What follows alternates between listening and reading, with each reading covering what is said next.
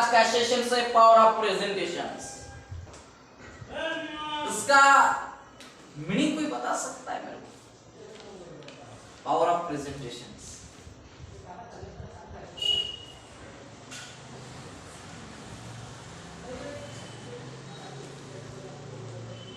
Power of presentation.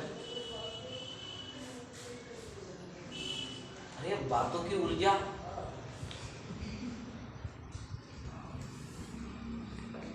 बस समझ में आ रहा है ना? पावरफुल प्रेजेंटेशन की बात नहीं कर रहा हूं मैं, power of presentation. Power means शक्ति, ऊर्जा। प्रेजेंटेशन मीन्स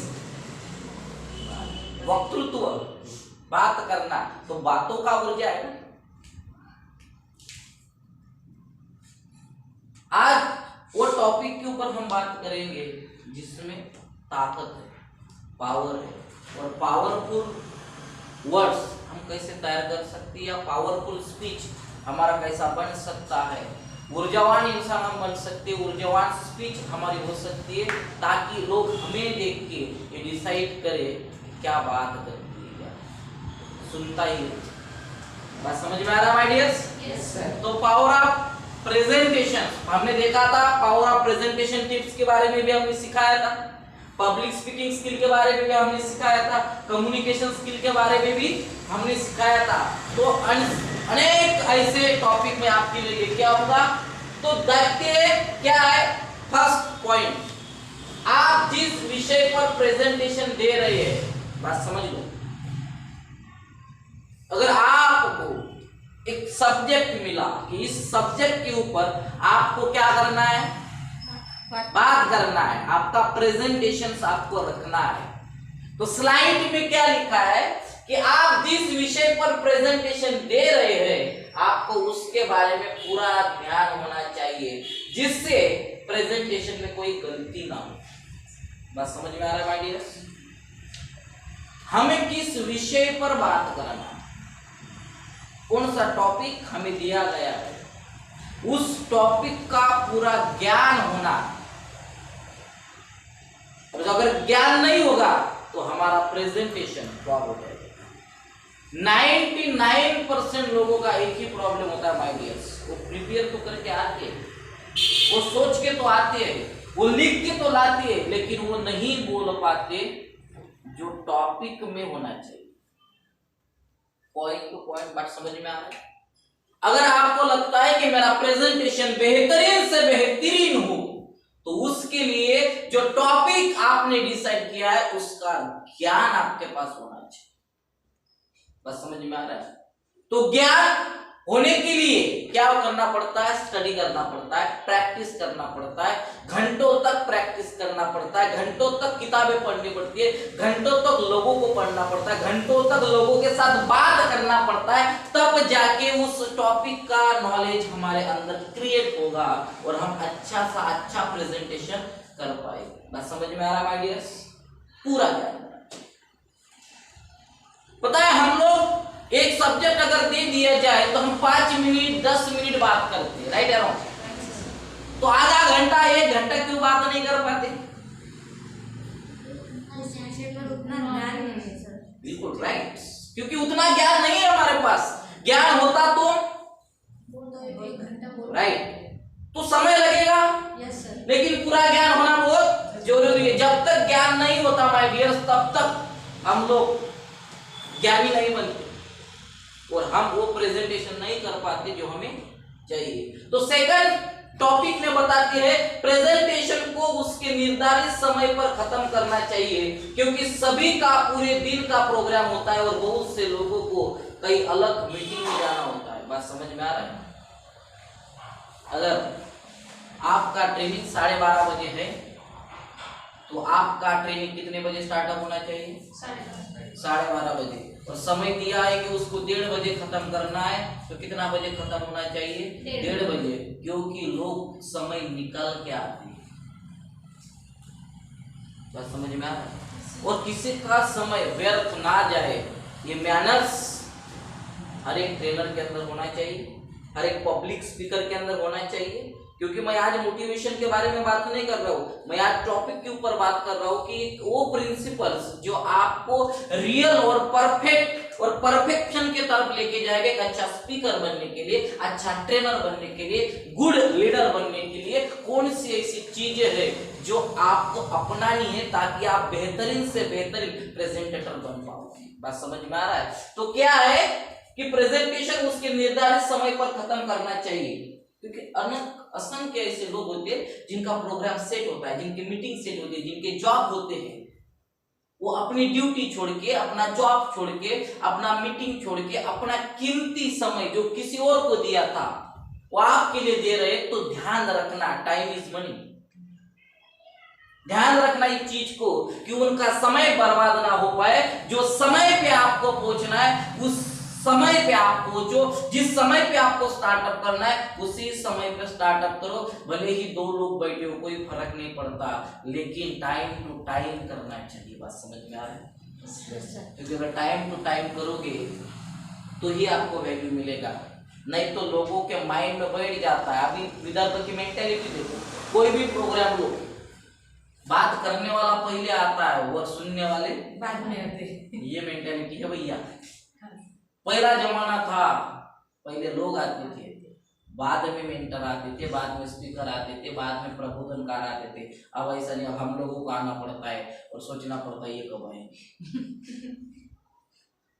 बस समझ में आ रहा है? ऐसा ना हो। बस समझ में आ रहा है? और वीआईपी लोग है ना, समय के पाबंद होते हैं। आप ट्रेनर बनने जा रहे हो, आप लोगों को उनके जिंदगी में वैल्यू क्रिएट करने का काम कर रहे हो, उनको डायरेक्शन देने का काम कर रहे हो, तो भैया समय के ढांचे में आपको बंधा रहना बहुत जरूरी है कि कब स्टार्टअप करना है, कब निर्धारित समय पे खत्म करना है। क्योंकि एक चीज बहुत अच्छी लगती है मेरे को, ट्रेन देखिए, ट्रेन का समय कभी इधर उधर नहीं होता, वो अपने समय पे आती है और रुकती नहीं। भले ही उसमें कितने लोग बैठे, उसको कोई फर्क नहीं पड़ता है, वो समय पे आती है और अपना काम करती है और समय पे पहुंचाती है। बात समझ लेना। और हमारा इंडिया का काम कैसा है? पैसेंजर जैसा। मैं सुपर एक्सप्रेस की बात कर रहा हूँ, माय डियर, पैसेंजर की बात नहीं कर रहा हूँ, क्योंकि पैसेंजर को सुपर एक्सप्रेस निकालने के लिए रुकना पड़ता है। और हमारा विदर्भ इसमें माहिर है, सबको निकलने के लिए बोलती है और खुद रुकते हैं। बात समझ में आ रहा है? हमारे इधर के लोग क्यों खुद का एटीट्यूड बिल्डअप नहीं कर पाते, क्यों खुद को प्रूव नहीं कर पाते, खुद को आगे लेके नहीं? इसका कारण है हमारे अंदर एक समझ है। वो समझ ये है कि हम देखते हैं कोई जा रहा है क्या, हम देखते हैं कोई रिस्क ले रहा है क्या। मैं आपको एग्जांपल देना चाहता हूँ कि 5 फ्रेंड्स थे। कितने फ्रेंड्स? 5 फ्रेंड्स थे। ध्यान से देखना, मराठी एक्झाम्पल आहे. 5 मित्र होते, हनुमानजीच्या मंदिरात बसले आणि त्या हनुमानजीच्या मंदिरात बसताना खूप मोठी मूर्त होती आणि त्या मूर्तीला पोट होतं आणि त्या पोटाला बेंबी होती. बेंबी समजते ना तुम्हाला? आणि त्या बेंबीला छद्र होतं. ते 5 मित्र बसले. मेंटॅलिटी आहे हमारा, बात सुनो. 5 मित्र बसले, त्यातला एक मित्र म्हणतो राजा पोट एवढं मोठं आहे, याची बेंबी एवढी मोठी आहे, त्याला छद्र पण आहे, आपण बोट टाकून पोहूया. किती दूर पर्यंत जातो. आणि मग त्या 5 मित्र म्हणे अरे बाबा नको, पण त्यातल्या एकाने हिम्मत केली, त्यानं बोट टाकलं, त्याला करंट लागला, त्यानं असं केलं. त्याला काय लागलं त्याचं त्याला माहिती. त्याला दुसऱ्याला विचारलं काय झालं, ते म्हणे काय नाही, काय हनुमानची बोंबली थंडी आहे म्हणे. थंड आहे म्हणे. दुसऱ्यानेही त्याच्यात बोट टाकलं, त्यालाही करायला लागलं. ते म्हणे गप बस, किती थंडी आहे म्हणे. ते म्हणे गप बस. त्यानं त्याला डोळ्या मारला. तिसरा म्हणे तुलाही थंड लागलं, म्हणजे आता टाकूनच पाव. तिसऱ्यानेही टाकलं तिच्यात.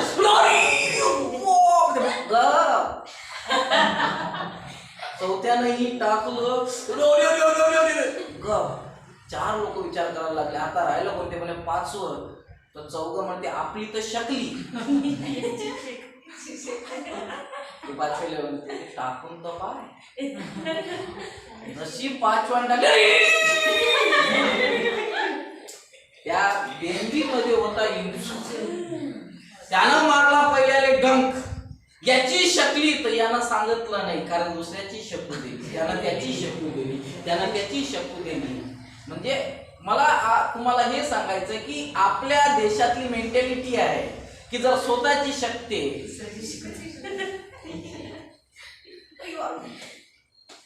हम लोग किसी का अच्छा नहीं कर सकते, हाँ बुरा करने के लिए हम एक्सपर्ट,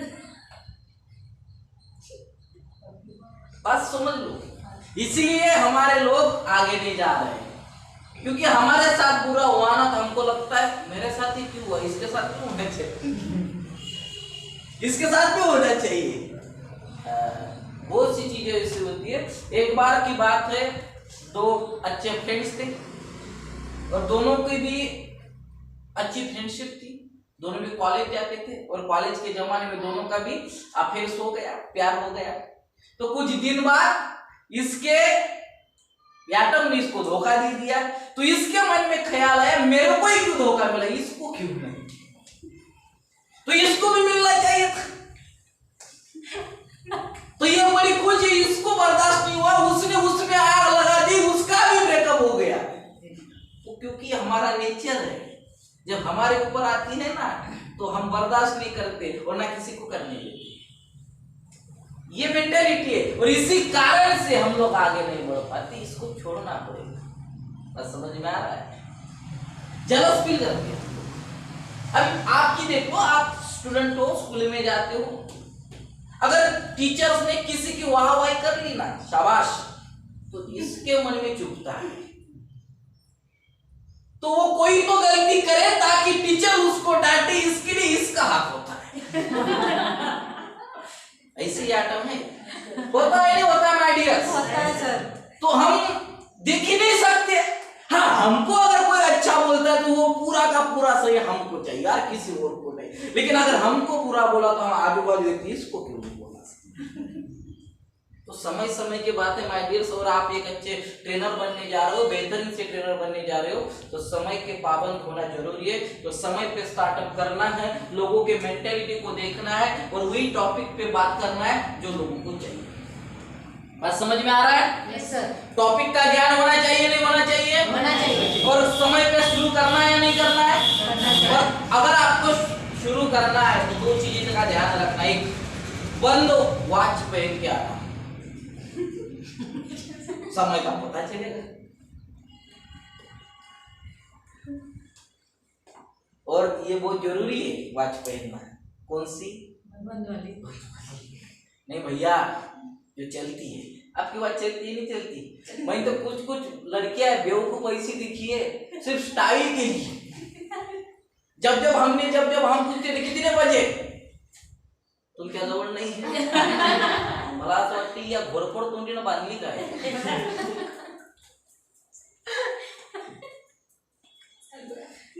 बात समझ में आ रहा है माय डियर? तो ये चीज, अरे बहुत से लोगों को होता है, ऐसा होता है नहीं होता है? बहुत से बच्चे भी सिर्फ स्टाइल मारने के लिए क्या ख्याल है. बात समझ में आ रहा है? Yes sir. तो माय डियर्स, ये गलत है. वॉच होनी चाहिए. किस लिए होती है वॉच? जो टाइम पे आपको पहुंचना है वो टाइम पे पहुंचने के लिए, जहां पे आपको जो आपकी मीटिंग से वो टाइम पे शुरू करने के लिए, वो टाइम पे खत्म करने. जब एक ट्रेनर आता है ना तो वो देखता है कितना बजे का टाइम है, उस टाइम को सेट करके कितना मिनट मेरे को बात करना है, जितना मिनट का मेरे को पैसा मिलता है वही सेटिंग से वो बात करता है. भले ही 10 पॉइंट हो, उस 10 पॉइंट को कट करते करते वो उसी टाइम पे खत्म करेगा, क्योंकि पैसा उसको उतना ही मिला है. ये बात समझ में आनी चाहिए. बात समझ में रही है? यस. सबके माइंड में बैठ रही है ना? Yes, sir. तो ये चीज बहुत इंपॉर्टेंट है आपके लिए. तो आपको अगर 1 घंटे का स्पीच देना है तो 1 घंटे का नॉलेज बढ़ाने के लिए माय डियर्स मैं आपको समझाता हूँ. करीब मैं बोल रहा हूँ आपको 3 घंटे हर दिन आपको किताब पढ़नी पड़ेगी. 3 घंटे हर दिन. और 3 घंटे हर दिन आपको प्रैक्टिस करनी पड़ेगी. तो सोचो 1 घंटे का स्पीच देने के तो कितना घंटे का स्टडी हुआ? 6 घंटे. तो 6 घंटे आपको देना पड़ता है. तो 4 बजे अगर आप उठते हो और 4 बजे उठ के अगर आपने 2 घंटे स्टडी भी किया तो 6 बजे, और 6 बजे के बाद अगर 2 घंटे प्रैक्टिस भी किया तो 8 बजे तक आपका स्टडी कंप्लीट हो जाएगा। लोग सोते हैं, आप खुद को बनाते हैं। तो ये आप डिसाइड करना। बात समझ में आ रहा है? मैं जो सिखा रहा हूँ आप लोगों के समझ में आ रहा है? Yes sir. हाँ, क्यों? क्योंकि विदाउट नॉलेज और विदाउट प्रैक्टिस कोई भी इंसान अच्छा ट्रेनर, अच्छा मोटिवेटर, अच्छा बिजनेस कोच नहीं बन सकता। तो उसका प्रैक्टिस करना पड़ेगा, और प्रैक्टिस उसका ही करना पड़ेगा जो टॉपिक आपने लिया है। उस टॉपिक के ऊपर प्रैक्टिस करने के लिए पहले तो ज्ञान को इकट्ठा करना पड़ेगा, और ज्ञान को लेने के लिए आपको पढ़ना पड़ेगा, आपको सोचना पड़ेगा, आपको लिखना पड़ेगा, और बाद में प्रैक्टिस करना पड़ेगा। ध्यान से देखना, पहले सोचो, बाद में पढ़ो, उसके बाद लिखो, उसके बाद प्रैक्टिस करो। कितना चीज बोला मैंने? पहला चीज क्या बोला? पहले सोचो कि कौन से टॉपिक के ऊपर मेरे को बात करना है, पहले सोचो। नंबर 2, पढ़ो कि इस टॉपिक के ऊपर अगर मेरे को बात करना है तो मैं कौन सी किताब पढ़ूं जिससे मेरे को नॉलेज मिल जाए, ऐसे कौन सी चीज मैं देखूं जिससे मेरे को नॉलेज मिल जाए।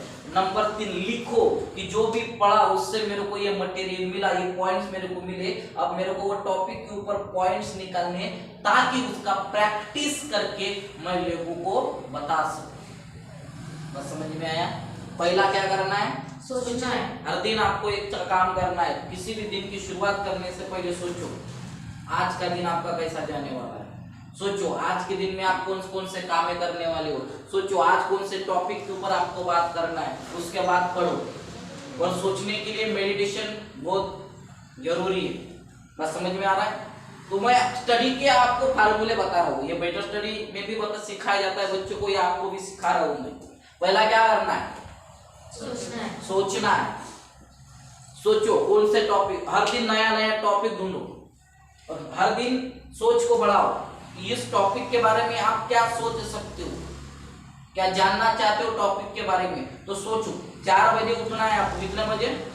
कल से 4 बजे उठना है, और 4 बजे उठ के आपको मेडिटेशन करना है, सोचना है मैंने ये टॉपिक लिया, उस टॉपिक के बारे में सोचना है। उसके बाद उस टॉपिक के बारे में पढ़ना है, जो उस टॉपिक के रिलेटेड कोई किताब होगी, कोई बुक्स होगा, कोई स्टोरीज होगी, किसी का जीवन चरित्र होगा और किसी ने पढ़ाया होगा, तो पढ़ो। और जो पढ़ते हो उसको लिखो, पॉइंट के हिसाब से लिखो। बात समझ में आया? आपने जो पढ़ा, बहुत से लोग सिर्फ पढ़ते हैं, उसके बाद कोई स्क्रिप्ट नहीं बनाते, कोई पॉइंट नहीं निकालते। किताब पढ़ने का मतलब ये नहीं है कि सिर्फ पढ़ो, किताब पढ़ने का मतलब ही है कि उसमें से कुछ पॉइंट निकालो, तब आपके समझ में आएंगे कि वाकई में आपने किताब पढ़ी है। किसी के माइंड में किताब नहीं बैठ सकती माय डियर्स, लेकिन जो निकाले हुए पॉइंट होते हैं ना, वही पॉइंट आपकी जिंदगी बदल देते हैं। और हम लोग इतने बेवकूफ है, सिर्फ पढ़ते इसीलिए बोल नहीं पाते। अगर जो पढ़ा उसका अगर पॉइंट निकाला और पॉइंट के ऊपर प्रैक्टिस किया ना, हो सकता है स्टडी करने की जरूरत नहीं, बिंदास बात कर पाओगे। बात समझ में आ रहा है? कितने लोगों को क्लिक हो रहा है जो मैं बता रहा हूँ? समझ में आ रहा है? आ रहा है? क्या करना है? पहला सोचना है। दूसरा क्या करना है? पढ़ना है। किसके बारे में पढ़ना है? टॉपिक के बारे में, हर दिन नए टॉपिक के बारे में, हर दिन नए टॉपिक। तीसरा काम क्या करना है? लिखना है। क्या लिखना है? जो पॉइंट्स पढ़े हैं, जो पॉइंट्स पढ़े, जो किताब पढ़ी है उसमें से पॉइंट्स निकाल के लिखना है। उसके बाद क्या करना है? प्रैक्टिस इसकी करना है। Points right. जो टॉपिक आपने लिया उस टॉपिक को बेहतरीन प्रेजेंट करने के लिए प्रैक्टिस करना पड़ता है, लेकिन जो पॉइंट्स लिखे हुए उस पॉइंट के ऊपर ही प्रैक्टिस करना है, ताकि आप उस पॉइंट को और अच्छे तरीके से प्रेजेंट कर सकें। बात समझ में आया? कोई भी प्रेजेंटेशन विदाउट टॉपिक और विदाउट पॉइंट से कंप्लीट नहीं होता। देखना, बात समझ में आ रहा है? तो अगर आप बेहतरीन सब्जेक्ट को चुनना चाहते हो तो मैं आपको हेल्प करूंगा कि आप ऐसा कौन सा सब्जेक्ट चूज कर पाए ताकि आप उसके ऊपर बेहतरीन प्रेजेंटेशन कर पाओ, बेहतरीन प्रेजेंटेटर आप बन पाओ। तो तीसरा चीज की तरफ हम बढ़ते हैं माय डियर। तो तीसरा चीज है अपने प्रेजेंटेशन के दौरान आपको केवल अपने टॉपिक के ऊपर ही बात करना है, अलग अलग विषय पर बात नहीं करना है। बात समझ में आ रहा है? बहुत बार ऐसा होता है कि बहुत से लोग आगे आते टॉपिक स्टार्टअप करते लेकिन भूल जाते हैं कि मेरा सब्जेक्ट क्या है। बात समझ में आ रहा है? और ये आप लोगों के लिए भी बोल रहा हूं मैं, बहुत बार मैं जब पढ़ाता हूं ना आपका कंसंट्रेशन मेरे को जीरो दिखा, क्योंकि मैं 1 घंटा 1.5 घंटा पढ़ाता हूँ आप लोगों को और उसमें से सिर्फ 2 मिनट का बात करने के लिए बोलता हूँ। तो आपका कंसंट्रेशन देखो, 2 मिनट का भी पॉइंट नहीं निकाल पाते आप मेरे सेशन से कि 2 मिनट मुझे क्या बात करनी है। तो इसका मतलब क्या है, आपके खोपड़ी में वो नहीं बैठ रहा है। और अब वो नहीं बैठ रहा है भैया तो कैलकुलेशन कर लेना 41,000 का कि 9 महीने में 1 दिन का कितना होता है। तो 1 दिन बर्बाद हो रहा है नहीं हो रहा है, क्योंकि 1 दिन से बनता है 9 महीना। और वही सेशन है जो एक दिन में पढ़ाई जाती है। और जो मैं पढ़ाता अगली बार जब इसको पढ़ाऊंगा एग्जाम्पल अलग रहेंगे, क्योंकि सिर्फ पॉइंट है भैया, खजीना अलग है मेरे पास। तो ये भी आपको समझ में आना चाहिए और ये आप समझ नहीं पाते क्योंकि आपको चाहिए कॉमेडी। कॉमेडी वाला सेशन इंसान को इंप्रूवमेंट नहीं दे सकता। सेशंस इंप्रूवमेंट वो दे सकता है जिसमें काम की बातें होती है। आज का सेशंस काम के बातों के ऊपर है, ना कि कॉमेडी के ऊपर। और आपकी मेंटालिटी पता है क्या माय डियर्स, हर किसी की मेंटालिटी है, जो चीज में कुछ सीक्रेट्स होता है, कुछ प्रिंसिपल्स होते हैं, वो बोर होता है। तो जो चीज बोर होता है ना वही रियल होता है, क्योंकि बोरिंग सब्जेक्ट में ही लोगों ने हिस्ट्री बनाई। अच्छा सब्जेक्ट हिस्ट्री बन ही नहीं सकता। बात समझ में आ रहा है कि समझाओ? बात करना ये टॉपिक बोरिंग है। क्यों बोरिंग है? क्योंकि आपको लगता है भाषण ही तो देना है, आसान है। बोरिंग है क्योंकि अनगिनत लोग ऐसे जब स्टेज पे आते हैं ना, लोग सोते हैं, लोग इधर उधर देखते हैं, लोग अजब अजब हरकतें करते हैं, तो वो चीज बोर लगती है। लेकिन उसमें से कुछ ऐसे स्पीकर होते हैं ना भैया, जिनको कॉमेडी करने की जरूरत नहीं है, लोग सिर्फ देखते रहते हैं। टॉपिक गहराई तक पहुंचना है। जब उस टॉपिक की गहराई तक पहुंचोगे ना तो लोगों के दिल तक वो गहराई पहुंच जाएगी।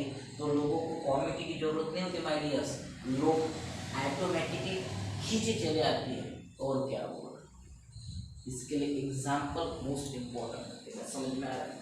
तो क्या बोला, अपने प्रेजेंटेशन के दौरान आपको अपने टॉपिक के ऊपर ही बात करना है। बस समझ में आया? तो बहुत से ऐसे लोग हैं टॉपिक डिसाइड करते हैं, लेकिन यहाँ पे मैं देखता हूँ 2 मिनट के बाद टॉपिक अलग बातें अलग। ये आपके लिए भी बोल रहा हूँ और लोगों के लिए भी बोल रहा हूँ। अगर आपको एक अच्छा प्रेजेंटेटर बनना है, अच्छा प्रेजेंटेशंस आपको देना है, तो जो मैं सिखाता हूँ उसमें से पॉइंट निकालो। बस समझ में आ रहा है?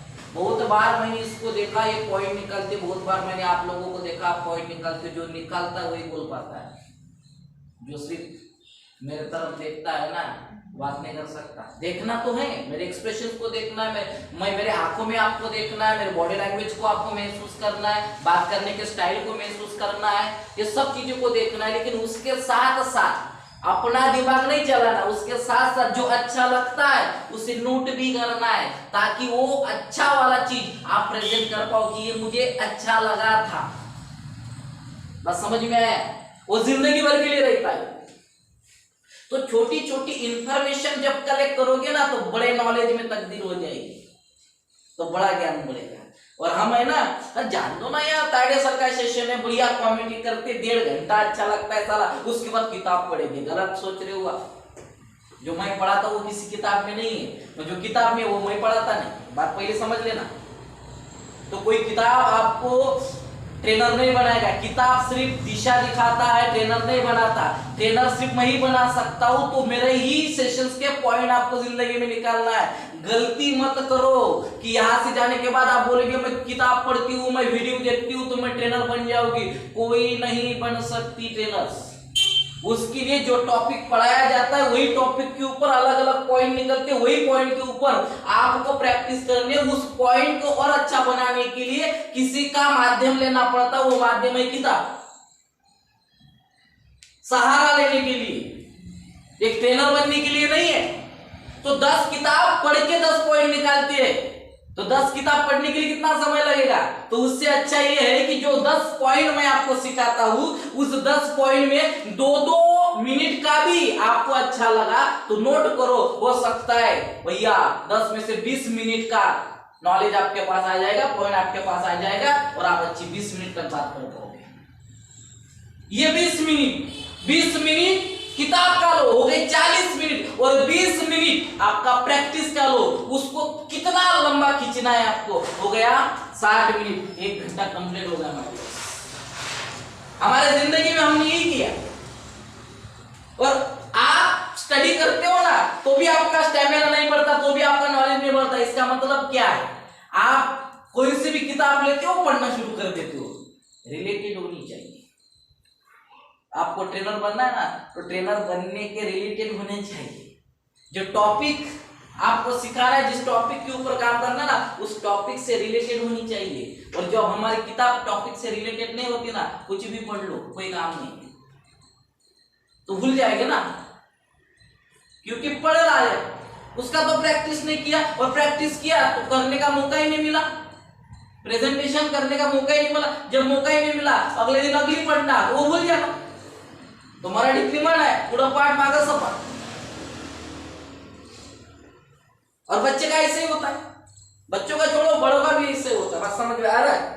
तो क्या लिखा है, और फिर उसके बाद होता क्या है, लोग शुरुआत तो अच्छी करते हैं, भटक जाते हैं, फिर अलग अलग टॉपिक के ऊपर बात करने लगते हैं, क्योंकि उनके पास नॉलेज ही नहीं रहता। और तब जाके आप कितना भी अच्छा बात कर लो, आप रिजेक्ट हो जाओगे। आपको क्या लगता है, अलग अलग टॉपिक की बात करोगे, अलग अलग एग्जाम्पल दोगे, तो लोगों को अच्छा लगेगा, तो आपको नंबर आएगा? कुछ नहीं आता। मैथमेटिक्स में गूगल लिख लो, गूगल में इतिहास लिख लो, कितना नंबर आएगा? और कितना भी अच्छा लिख लो। भैया सब्जेक्ट होता है, तो पूरा सब्जेक्ट का ही लिखना पड़ता है। बात समझ में? Yes sir. तो मेरे को है ना, बीजगणित बात समझ में आती थी, तो हमको यही था, तो साला वो समझ में नहीं आया। उसके बाद भूमिति का सब्जेक्ट था हमको, वो समझ में नहीं आया, तो मैंने क्या किया पता है, फेविकॉल की डबकी ली, और गाइड रहती है ना, उसमें से जो आकृति रहती है, उसको उसका पन्ना फाड़ के डबकी लेके, अभी भूमिति है, निकालने से अच्छा है, निकालने के लिए समय लगता है, चिपका दो। तो चिपका दिया। फिर मेरा गुरुजी आया, उसने खोपड़ी में मारा, ऐसा नहीं करते। मैंने बोला मेरे को आता नहीं, तुम करवा दो। सेंटर की बात बोल रहा हूँ मैं, 10 मिनट उसने निकाल के दी, सेटिंग थी मेरी। मैंने इमोशनल किया मेरे गुरुजी को, अगर आप नहीं निकाल के दोगे तो मैं बाथरूम से कूद के जान दूंगा, नाम आपका। बड़े खतरनाक लोग थे हम। तो फिर उन्होंने निकाल के दिए, चलो यार कितना चाहिए यार, 2 सब्जेक्ट मिलके बीजगणित और भूमिति था, तो पास हो जाएगा, तो उतना मेरे को करवा के दिया। आज भी मेरे को पता नहीं है, आप मेरे को त्रिकोण निकालने के लिए बोलो, मैं चौकोर निकाल के दूंगा। आज भी समझ में नहीं आता वो चीज मेरे, और कभी समझ में नहीं आया, फिर भी पास हुआ यार। देखो कितना इंटेलिजेंट पर्सन हूँ, मैं आपको बताता हूँ पास कैसा होना है। उसके बाद मेरे समझ में नहीं, आखिरी के 10 मिनट बचे थे, तो मेरा गुरुजी बोल रहा था ऐसा लिखो कि अगले को समझ में आ जाए, जो चेक करता है उसके समझ में आ जाए, उसको दया आ जाएगी तो आपको पास कर देगा। मैंने उसमें शेर लिखा, जा रे पेपर गुरुजी के पास, आएंगे तो दया कर देंगे पास।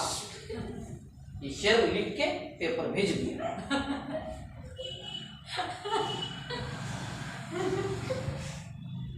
दया ही तो चाहिए, अगला बंदा चेक ही करेगा किसका है, ताइडे सर का। अच्छा क्या लिखा है, जा रे पेपर गुरुजी के पास। और चेक करने वाले बड़े अच्छे होते हैं, कोई भी इंसान चेक करने वाले के पास एक गॉगल होता ही आहे. हे भोकण्या डोळ्याचे सुधी चेक करत नाही, लक्षात ठेव. आणि सुधी चेक करणारे कधी चष्मा लागत नाही.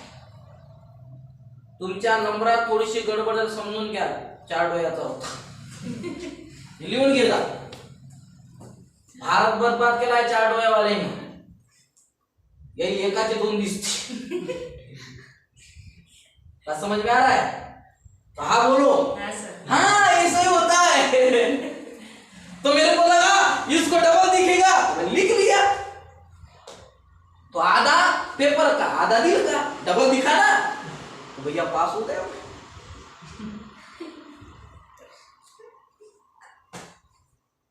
चमत्कार हुआ मेरे जिंदगी का. मेरा बापू बोले वो स्टडी क्या, मैंने बोला वो स्टडी क्या. और मेरे को आज भी पता है कौन सा भी सब्जेक्ट हो, हम प्यार पहनते थे, उसमें हमारे बापू की बनेल होती थी. उसमें क्या होते थे, इधर से. तो जब गाइड फाड़ के हम इधर डालते थे, कुछ इधर डालते थे, कुछ ऐसे इधर बांधते थे, कुछ इधर बांधते थे, कुछ इधर बांधते थे, कुछ इधर बांधते थे. स्टाइल था यार, स्टाइल, कॉपी का स्टाइल था यार. हमारा एक फ्रेंड था, उसने इतना सा चिट्ठा इसमें डाल दिया. चला चेक कर लिया. क्या चेक करेगा वो, ऐसा हाथ तो लगाएगा नहीं, ऊपर से चेक करके. और कोई चेकिंग ही नहीं होता उस टाइम पे. उसने फिर ऐसा निकाला, 1 मार्क. इतने खतरनाक लोग थे भैया. पढ़ाई के लिए जो दिमाग में लगता है ना, उसका कई गुना ज्यादा दिमाग लगता है कॉपी करने के लिए. आपको क्या लगता है कि जो बच्चा पढ़ाई करके 90% लाके इंटेलिजेंट नहीं, जो कॉपी करके 35 लाता है वो इंटेलिजेंट है और वही कलेक्टर बनता है. नहीं तो चेक कर लो, हिस्ट्री चेक कर लो. जो कम मार्क्स से पास हुआ था ना कॉपी करके, वही कलेक्टर है, वही आईपीएस है. और जो 90 से पास आउट होता ना, वो भीख मांग रहा है, घर पे है, किसी हाथ के नीचे काम कर रहा है. ये होता है. बात मैं इसका कर रहा हूं. ये हमारे जैसे आड़े टेढ़े आइटम है ना, अलग अलग युक्तियों को अपनाती है. वो लोग सिर्फ एक ही फार्मूले के ऊपर ध्यान लगाते हैं. हमारे पास फार्मूला अलग अलग, कहाँ लेके जाना है हम बताते. अरे हम सिर्फ हमारे लिए नहीं थे, हमारे कुछ फ्रेंड्स भी थी लड़कियां, उनको भी आइडिया दी, तू छुपा के लेगी जा. सेटिंग लगाते थे हम. सेटिंग कौन से कोने में हम रोल नंबर रहते थे उस टाइम. तो रोल नंबर जब चेक करते थे, यार मेरे आगे कौन है, मेरे पीछे कौन है, सेटिंग लगाते थे. चपरासी तो होता है उस टाइम, उसको पता ही रहता था कौन से रूम में हम आने वाले. पहले से सेटिंग रहती थी. अगर लड़की आई तो उसको पटा, सेटिंग लगनी चाहिए, कैडबरी दूंगा. तो पास हुआ भैया ऐसा काम कार्यक्रम करके. टॉपिक को नहीं छड़ा, बस टॉपिक में ही टॉपिक का बात ही करना है, टॉपिक का ही लिखना है, टॉपिक छोड़ के नहीं.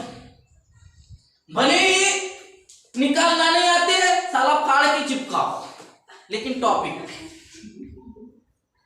टॉपिक से अलग मत करो. अगर मेरे को लगा तो इतिहास का पेपर है भैया, तो भूमिति का फाड़ के इतिहास में चिपका देता तो फेल हो जाता ना. कितना माइंड है मेरे पास, इसको भी माइंड लगता है. नहीं तो कुछ बुद्धिजीवी लोग है, पेपर हिस्ट्री का और कॉपी मैथमेटिक्स की, रूस में लिखते. अरे हमको तो पता नहीं चलता था. आपको पता है अंग्रेजी का जब एग्जाम आता था, जब पेपर आता था, वो हमारे पास आता था, वो क्या बोलते उसको, नहीं प्रश्न पत्रिका उसको बोलते हैं, क्वेश्चंस. तो उसमें पैराग्राफ होता था. तो जब क्वेश्चन हम पढ़ते थे, उसमें के 2 वर्ड हम पढ़ते थे और वो देखते थे, उसमें देखते थे. उसमें अगर बीच में लिखा तो पहले से लेकर आखिरी तक का पैसेज लिख डालते थे. उसके बाद पूरा नहीं लेते थे.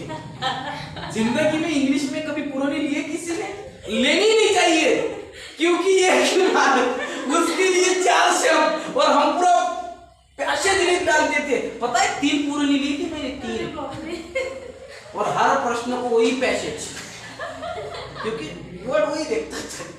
मैच होता है लिख लो और चेक करने वालों ने कैसा दिमाग लगाया होगा कुछ पता नहीं होता।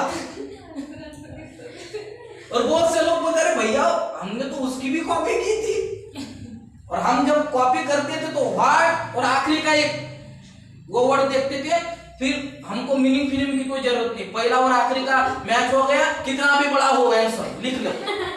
हमको क्या पता इतना का इतना सा ये आज पता चलता है भाई इतना सा लिखना पड़ता है क्योंकि ग्रेजुएट में तो कोई पैसे खाली होते नहीं थे तब पता वो ऐसा होता है।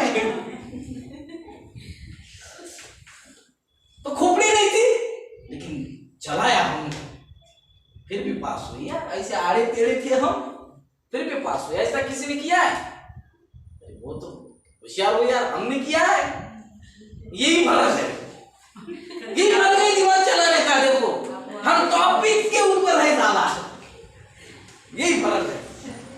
कितना दिमाग लगाया होगा उसको ढूंढो सोचा देखा भी पढ़ा भी लिखा भी स्टडी कंप्लीट नहीं हुआ वो आदत लग गई यार। सोचो देखो ढूंढना पड़ता है मैच हो रहा है नहीं पढ़ो क्या पढ़ना है पूरा पैसेज तो समझ में आता नहीं था और तो समझ में आता नहीं था लेकिन 2 शब्द एक पहले का बीच में कुछ भी हो जाए खिचड़ी कोई फर्क नहीं पड़ता लेकिन फिर भी पास हुआ।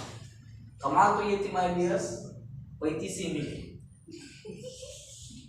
तब डाउट ये था अगर 34 मिल लेते तो क्या होता। बहुत इतना खुश होगा। मेरे फ्रेंड्स को दीपाली नाम करके लड़की थी वो स्टडी किया उसको 83 मिले। पता है मेरे को कितना मिले? सिर्फ 50। मैंने गांव में पेड़े बांटे मेरे गांव में वो रोती थी मैंने बोला अकल है तेरे को 50 होके भी खुश हूं और लोगों को पता था मेरे भी आया होता है क्योंकि मेरे बाप को सबको पता था ये फेल होने वाला है। खेकड़े पकड़ने गए मच्छी पकड़ने गया क्रिकेट खेलने गया इसका सिर फोड़ने गया उधर गया। और शनिचर को तो भैया मैंने जिंदगी में कभी स्कूल देखा है मेरे को आज भी पता नहीं। शनिचर समझ में आता है सैटरडे स्कूल हाफ डे गया ही नहीं भाई। पता है क्यों नहीं गया? उसी दिन टॉपिक निकलते थे साले क्या पढ़ के आए हो खड़े कर देते थे। फिर इतना बड़ा डंडा अरे माँ बहुत बजाते थे। एक बार बजाई मेरे को पतली लग गई उस दिन से आज तक मैं भैया कभी 12th स्टैंडर्ड तक कभी नहीं गया शनिचर को कभी नहीं गया। मेरे जिंदगी का सैटरडे निकल ही गया एक एक्सीडेंट नहीं भैया आप हिरवी पतली नहीं चाहिए करना ही। तो उसी दिन क्या होते थे माय डियर्स उसी दिन एक तो अंग्रेजी का सब्जेक्ट होता था।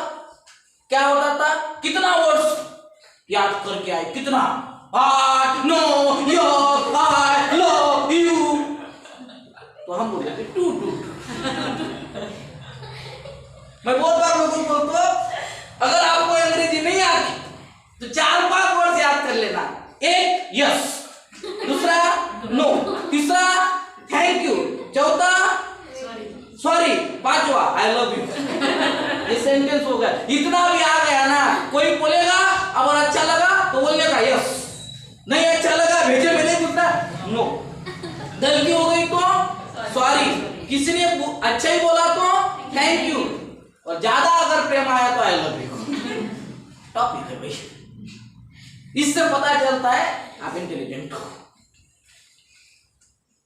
काय को पूरा डिक्शनरी याद करने की समझ रहे हो इतना ही करने का बेटा ज्यादा नहीं करने का।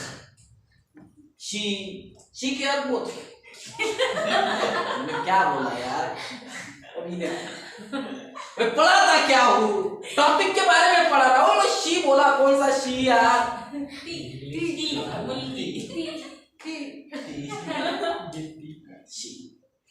हमको सिखाते थे शी, तो हम बोलते थे no sir she, no she only for sue, no she. हमको क्या आता था भैया, हम क्या फुल अंग्रेजी के थे, हम जनरल में भी ढर। तो हमको टीचर सिखाते थे देखो भैया अगर आपको सू जाना है तो ये दिखाना, अगर शी को जाना है तो ये दिखाना। तो हमारे जैसे क्या दिखाते थे, गुरुजी गुरुजी। तो हमको ये आइडिया आ गया अगर कोई सब्जेक्ट बोर लगा तो गुरुजी, और ज्यादा बोर लगा तो गुरुजी गुरुजी। तो गुरुजी को लगा कंट्रोल नहीं हो रहा भैया, लेकिन टॉपिक को नहीं छोड़ते थे क्योंकि वो टॉपिक पढ़ाते थे, हमको क्रॉस नहीं करना है लेकिन आइडिया तो लगाना है भैया, बैठना तो है नहीं। तो क्या करने का, तो गुरुजी ने सिखा दिया। तो बात समझ लेना माय डियर्स कि टॉपिक के ऊपर ही आपको बात करनी हो, टॉपिक के प्रति जो भी इंफॉर्मेशन आपको मिलता है उसे कलेक्ट करो ताकि आपका टॉपिक अच्छा से अच्छा हो, बेहतरीन हो। और उससे क्या होता है पता चलता है, उससे क्या होता है आपकी जिंदगी में वो चमत्कार होता है जो आपको पता भी नहीं होता। मैं एक स्कूल में गया, उस स्कूल में जाने के बाद 4th स्टँडर्ड के स्टुडंट थे, मराठी में एग्जाम होता। मी त्या मुलांना विचारलं शिवाजी महाराजांचा जन्म कुठे झाला, कितना सिंपल क्वेश्चन है। तो सारे बच्चे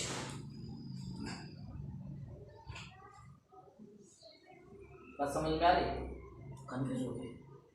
मेरे को लगा मैं पाकिस्तान में तो नहीं आ गया, तुमको शिवाजी पता नाही, कुठं झाला जन्म।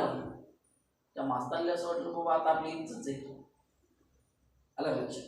तर मग त्या मास्तरनं काय केलं, मग पण दुसरा प्रश्न त्यांना केला, म्हटलं कुठे जन्म झाला तुम्हाला कळत नसेल तर कोणत्या किल्ल्यावर जन्म झाला ते सांग।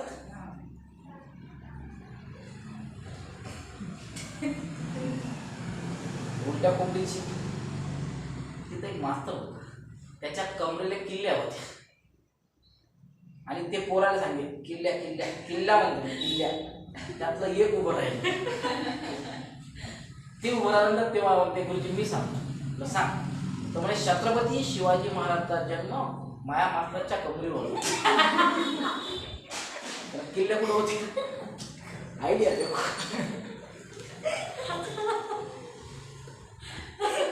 टॉपिक यार आइडिया देखो तुम्हारे डियर। ये होता है बच्चे पटाख से लगा देते हैं अंदाजा, ये तो था शिवाजी महाराज खत्म कर डाला शिवाजी महाराज को कमर पे ऊपर, किला बिल्ला कुछ नहीं, क्योंकि बच्चों को क्या पता, किला दिखाया ना उन्होंने किले, तो उनको आइडिया हाँ इधर ही हुआ यही दिखा। तुम आइडिया ये चीज होती है टॉपिक, बात समझ में आ रहा है। तो अगली तरफ चले जाते हैं हम, प्रेजेंटेशन के दौरान नर्वस होने से बचे जिससे आपका प्रेजेंटेशन अच्छा जा सके। बात समझ में आ रहा है।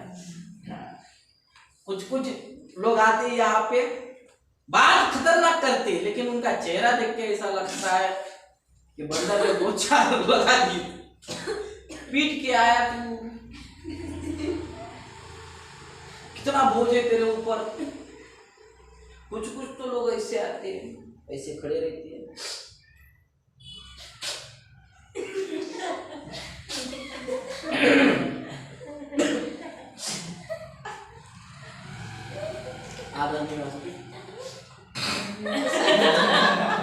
हे असं जेव्हा करतात ना ते, तो असं वाटते नाकातला शेंबूड गळ्यात गेला, मग तो पोटात जाईल, मग तो गळा साफ होईल।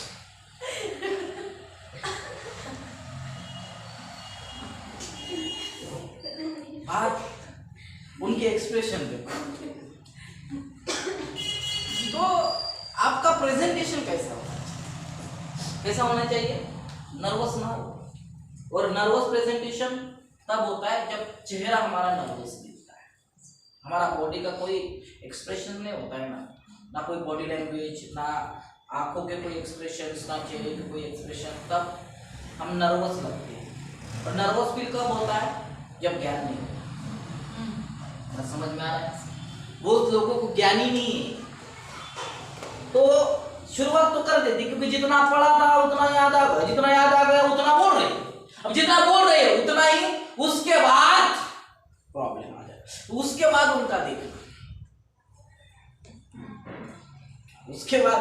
उनका चेहरा देखने लायक होता है।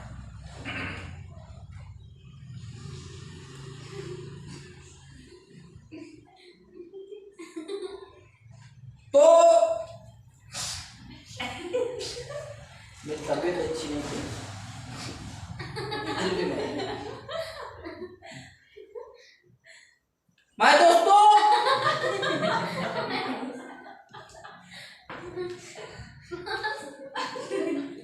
कुछ नहीं, इसके पास कुछ है ही नहीं। तो ये जब ये एटम ये ऐसे खड़े रहेंगे ना, अब ये ऐसे देखेंगे तो फिर बीच बीच में माय फ्रेंड्स अरे फ्रेंड्स तो समझ लेना भैया ये कंफ्यूज हो गया है और ये खुद को नर्वस फील कर रहा है कि अब इसके पास कोई खजाना है नहीं, अब ये चला जाएगा, कोई डिमांड नहीं था। यस, तो बात याद रखना, जब आपको कोई चीज ना सोचे ना, उसके बाद दो वर्ड्स है अंग्रेजी के आई मीन, बात समझ में आता है? आई मीन मैं सोच रहा था, आई मीन मैं ये देख रहा था, आई मीन मेरे को ऐसा लगा, ये जो वर्ड्स है ना ये कुछ सेकंड के लिए आपको राहत दिलाता है कि मुझे क्या बोलना है। बात समझ में आता है? आई होप ये जो वर्ड्स मैं आपको बता रहा हूं ना, आई थिंक ये जो बता रहा हूं ना, अभी अंग्रेजी तो मेरे को आती नहीं, फिर भी मैं ये सिखा रहा हूं, आपको बताने का कोशिश कर रहा हूं कि ये जब जब बोलोगे ना I mean, I think, I hope, तो क्या होता है कुछ सेकंड मिलता है आपको सोचने के लिए मुझे क्या बोलना, तो फटाक से पकड़ लेते हो आप रफ्ता जहां से आपने स्टॉप किया। बात समझ में आ रहा है मैं क्या सिखा रहा हूं? तो बहुत से लोगों को पता ही नहीं होता, गलतियां बहुत बार होती है, ऐसे नहीं होती गलतियां होती नहीं, हर किसी से होनी भी चाहिए, लेकिन पकड़ भी तो आना चाहिए। हम भटक रहे समझ में आना चाहिए, इतना तो मैनर्स होना चाहिए, बहुत लोगों को पता ही नहीं होता, और बहुत से लोग जब भूल जाते हैं ना तो देखने लायक होते हैं, फिर पसीना पसीना छूटता है पब्लिक के अंदर, फिर हाथ पैर कांपने लगती है, और समझ लेना फिर जोश कम हो जाता है, मोटिवेशन कम हो जाता है, क्योंकि जब कुछ समझ में नहीं आता ना तो लोग थैंक यू बोलते हैं, लेकिन लोगों के समझ में ना आए ऐसा स्पीच आपका होना चाहिए, और इसके लिए चाहिए आइडिया, और यही तो होता है, कितना भी पढ़ लो उतनी यादाश्त नहीं होती कि जितना पढ़ा उतना आप बोल सको, उसके लिए अंदर का कैरेक्टर अच्छा होना चाहिए ताकि आप आपका भी बता सको। और इम्प्रूवमेंट ये चीज ऐसे माय डियर्स कि अगर आपने सच में इम्प्रूव किया होगा, आपने सच में आपको एहसास हुआ होगा, सच में आप में बदलाव हुआ होगा, तो अगर आप सब्जेक्ट भी भूल जाओ तो भी फर्क नहीं पड़ता, तो भी उस टॉपिक को बेहतरीन तरीके से प्रेजेंट कर सकते हो, क्योंकि वो टॉपिक आपसे रिलेटेड होता है। तो आप फटक से अगर कोई पॉइंट भूल जाए तो आप बोल सकते हैं मेरे को ऐसा लगा कि मेरी जिंदगी का सबसे महत्वपूर्ण टर्निंग पॉइंट मैं आपको बताना चाहता हूँ, भूल गए, लेकिन आपका जिंदगी का बताओ, क्योंकि टॉपिक का पॉइंट वही है। मेरी जिंदगी में क्या क्या था, ऐसा उथल पुथल होता था, तो 10 मिनट आपका बताते बताते हो सकता है आपको याद आ जाएगा, फिर अगला पॉइंट, अरे यार वो तो 2 एग्जाम्पल क्रिएट करें तो लोगों को लगेगा भी नहीं, तो भटक गए थे करके या भूल गए थे करके, बात समझ में आ रहा है? क्या कुछ मिस हो गया था करके, तो ये बात हमेशा याद रखना, और हमेशा अपना प्रेजेंटेशन टॉप देने का प्रयास करो, और उसके लिए 3-4 चीजें बहुत जरूरी है। पहला चीज, आपके प्रेजेंटेशन में क्या दिखना चाहिए? कॉन्फिडेंस, एक्सप्रेशंस, मोटिवेशन, हैप्पीनेस, वो जरूरी है, आप खुश दिखने चाहिए। बस समझ में आ रहा है? हैप्पीनेस बहुत जरूरी है। उसके बाद क्या होता है? पॉइंट्स, उसके बाद क्या होता है? कमांड, उसके बाद क्या होता है? शेर, शायरी, एग्जाम्पल्स, स्टोरी जिसको हम बोलते हैं, ये सब चीजें एक अच्छा प्रेजेंटेशन के लिए बहुत मायने रखता है माय डियर्स, और इससे एक अच्छा प्रेजेंटेशन तैयार होता है। बात समझ में आ रहा है? Yes, sir. टॉपिक कौन सा भी हो, पॉइंट होनी चाहिए, कॉन्फिडेंस होना चाहिए, नॉलेज होना चाहिए, ये सब चीज़ें, एक्सप्रेशन होनी चाहिए, बॉडी लैंग्वेज होनी चाहिए, ये सब चीज़ें होने के बावजूद भी क्या होना चाहिए? हैप्पीनेस। और उसके बाद क्या होना चाहिए? शेर, शायरी, एग्जाम्पल्स। इससे आपका स्पीच कई देर तक चल सकता है। एक शेर इंसान को राहत देता है कम से कम कुछ सेकंड के लिए, आधे मिनट के लिए तो राहत देता है। एक शायरी 1 मिनट तक चलती है और एक एग्जाम्पल 10 मिनट 5 मिनट चलता है ना, तो ऐसे 2-3 भी एग्जाम्पल है ना, तो 30 मिनट कदर चले जाएंगे पता नहीं चलेगा। बस एग्जाम्पल को उस तरीके का प्रेजेंट करना आना चाहिए, और उसके लिए चाहिए हैप्पीनेस। कि लोगों के दिल तक पहुंचाने के लिए पहले तो आप हैप्पी हो, तो ये आप लोगों के हैप्पी लग सकते हो। नहीं तो हम हमारा माइंड को हम नर्वस कर देते हैं, क्योंकि वो याद नहीं कर पाता, तो उसका असर चेहरे पे गिरता है, चेहरे का असर बॉडी पे गिरता है, और ये बॉडी को देख के लोग अंदाजा लगाते हैं खत्म हो जाए। तो उसके बाद जिंदगी में आपका डिमांड नहीं होगा। सीख रहे हो? Yes, sir. और आखिरी पॉइंट्स है माय डियर्स, आखिरी पॉइंट्स, आपको अपने प्रेजेंटेशन में आदरपूर्वक शब्द जैसे थैंक, सॉरी, प्लीज आदि शब्द का प्रयोग करना है। सॉरी टू दैट, हम जो वर्ड्स बोलते हैं ना, सॉरी, प्लीज, ये थैंक यू, आपने मेरा सुना, सॉरी अगर मैं कुछ कम ज़्यादा बोला होगा तो इसका अगर आप इस्तेमाल करोगे ना, तो रिस्पेक्टफुल आपका स्पीच हो जाएगा। क्योंकि आपके पूरे ट्रेनिंग में आपने कितने लोगों को गालियाँ दी आपको पता नहीं चलता, लेकिन आखिरी में जब खत्म होने का समय आता है माय डियर्स, तो आपको ये 1 मिनट जरूर बोलना है। सो माय डियर्स, अभी तक हम सभी लोग सुनते आ रहे हो, मैं बोलता आ रहा, मुझे पता नहीं आपने क्या सुना, मुझे पता नहीं मैंने क्या बोला, लेकिन उससे जो मैंने आपके सामने बात रखी उससे अगर आपके दिल को कुछ ठेस पहुंची होगी तो I am very very sorry. इससे क्या होता है? भूल जाएंगे जो कुछ भी आपने बोला, क्योंकि आपने माफी मांगी और आपने फुल एनर्जेटिक के साथ मेरा सुना, तो थैंक यू। बस समझ में आ रहा है? थैंक यू इसलिए भी बोला जाता है कि आप आए, कीमती समय निकाल कर। तो फिर एक बार मैं आपका वेलकम करता हूँ या वेलकम करती हूँ। Thank you my dear friends कि आपने समय निकाला।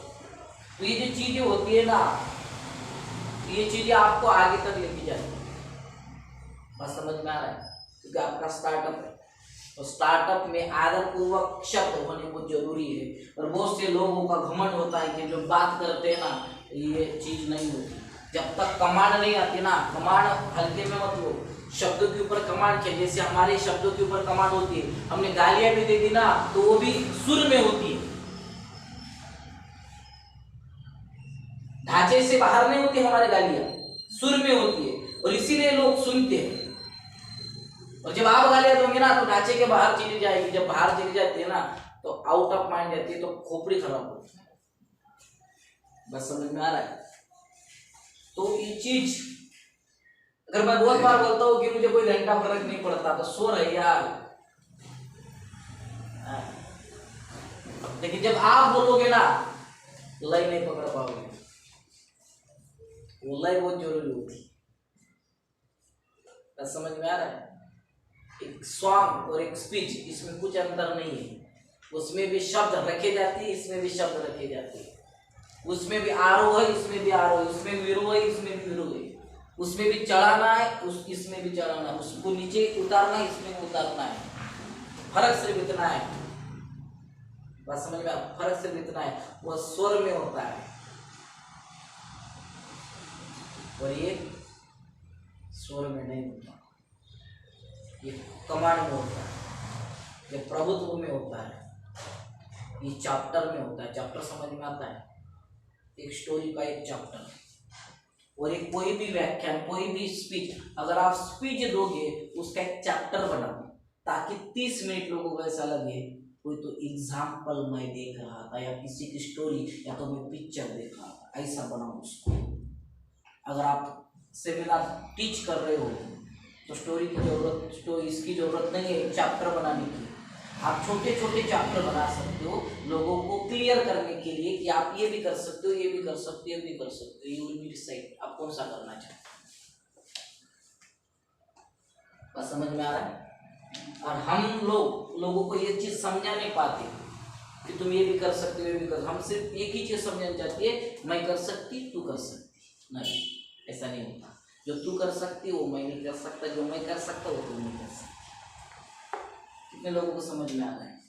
तो अपने आप को प्रिपेयर करने के लिए ये 5 चीजें मोस्ट इंपॉर्टेंट हैं और ये 5 चीजें को अपनाओ और जिंदगी में इसको बड़ा बनाने का कोशिश करो। हो सकता है कि आपके जिंदगी में बहुत बड़ा परिवर्तन है। सब्जेक्ट बहुत छोटा है माय डियर्स, लेकिन इस चैप्टर से कितना घंटों का स्पीच क्लियर हो सकता। तो कितने लोगों को पता चल गया है कि ये 5 चीजें बहुत ही महत्वपूर्ण है हमारी जिंदगी के लिए। इसके अलावा तो हो ही नहीं सकता।